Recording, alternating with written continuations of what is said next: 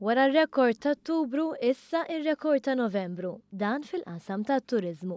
L-istatistika tal-Uffiċċju Nazzjonali tal-Istatistika l-NSO uriet kif f'Novembru kien hemm żieda fit-turisti ta' 11.3% meta mqabbel ma l-istess xahar is-sena li għaddiet. Dan ifisser li waslu iktar minn 115,000 turist fil-11 xahar tas-sena. Bħal dejjem il-maġġoranza assoluta ta' dawn il-wasliet kienu għal skop ta' btala.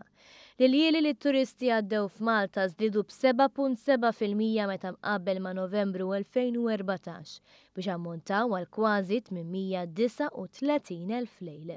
L-infiq ta' dawn it-turisti kien stmat għal 90 miljun euro, 12% iktar mis-sena ta' qabel. Dan ifisser li bejn Jannar u Novembru f'Malta ġew iktar minn 1,700,000 turist, żieda ta' 5.9% fuq l-istess perjodu fl-2014.